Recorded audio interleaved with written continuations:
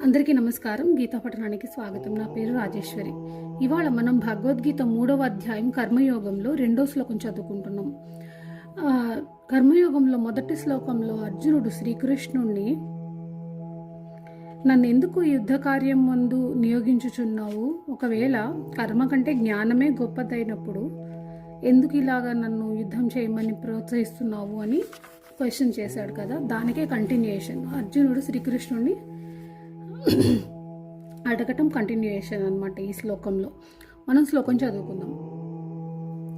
వ్యామిశ్రేణేవ వాక్యేన బుద్ధిం మోహయసీవ మే తదేకం వద నిశ్చిత్య ఏన శ్రేయోహమాప్నుయాం.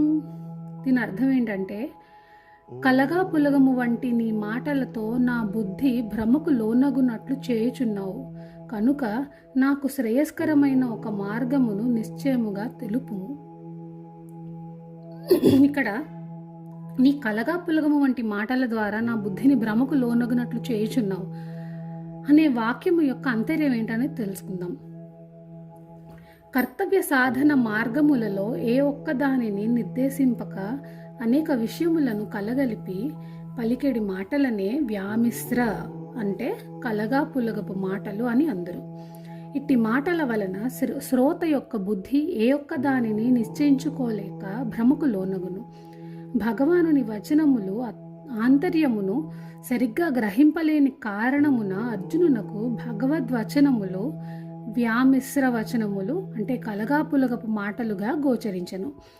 బుద్ధియోగము కంటే కర్మ మిక్కిలి నిమ్నమైనది, నీవు బుద్ధిని ఆశ్రయింపుము అను వాక్యములను అర్జునుడు సరిగ్గా అవగాహన చేసుకోనలేక భగవానుడు జ్ఞానమును ప్రశంసించుచు కర్మలను నిందించుచున్నాడనియు తనను జ్ఞానమును ఆశ్రయింపుమని ఆదేశించుచున్నాడనియు భావించెను. అలాగే బుద్ధియుక్తుడైన వాడు పుణ్యపాపములను వదిలివేయను అను భగవద్వాక్యమును పుణ్యపాప రూప సమస్త కర్మాచరణములను త్యజించిన వాడే బుద్ధియుక్తుడు అనే అర్థమును అర్జునుడు గ్రహించెను. దీనికి విపరీతముగా నీకు కర్మాచరణమునందే అధికారము గలదు, యోగ సిద్ధి స్థితుడవై కర్మలను ఆచరింపము అని వాక్యముల ద్వారా భగవానుడు తన కర్మలయందు నియుక్తిని చేయుచున్నాడని అర్జునుడు తలంచెను. ఇంతేగాక నిస్త్రీగుణ్యో భవ, ఆత్మవాన్ భవ మొదలగు వాక్యముల ద్వారా కర్మలను త్యజించుటకును తస్మాత్ యుద్ధస్వ భారత తతో యుద్ధాయ యుజ్యసే తస్మాత్ యోగాయ యుజ్యస్వ మొదలగు వచనముల ద్వారా కర్మలు చేయుటకు ప్రోత్సహించుచున్నాడని భావించను. ఈ విధముగా పైవాక్యములు యందు వైరుధ్యము కనబడను. అంతే కదా. ఏం చెప్తున్నారు? ఒక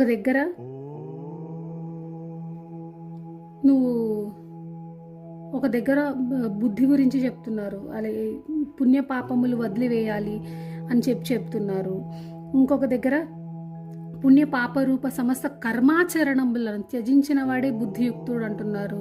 అక్కడేమో కర్మలను వదిలేయమంటున్నారు. ఇక్కడేమో నువ్వు కర్మనే నీ కర్తవ్యము, నువ్వు చేయవలసిందే నువ్వు చేయాలి, అంతేగాని వాటి ఫలితాల గురించి ఆశించొద్దు, ఇలాంటివన్నీ కూడా చెప్తున్నారు కదా. కర్మలను త్యజించాలని చెప్తున్నారు, అలాగే మళ్ళీ నువ్వు కర్మలను చెయ్యాలి, ఇవి చెయ్యాలని చెప్పి ప్రోత్సహిస్తున్నారు. ఈ రెండు విరుద్ధంగా ఉన్నాయి కదా ఒకదానికొకటి. సో కన్ఫ్యూజ్ అవుతాం కదా ఎవరమైనా సరే. సో అదే చెప్తున్నారు ఇక్కడ. నీవు సాధన మార్గములను వాస్తవముగా వేర్వేరుగానే స్పష్టముగా తెలుపుచున్నావు. ఈ విషయమును కూడా కలగాపులగము చేయుటలేదు. నీవు నాకు పరమ ప్రియుడవు కనుక నన్ను నిజముగా భ్రమపరచుటలేదు.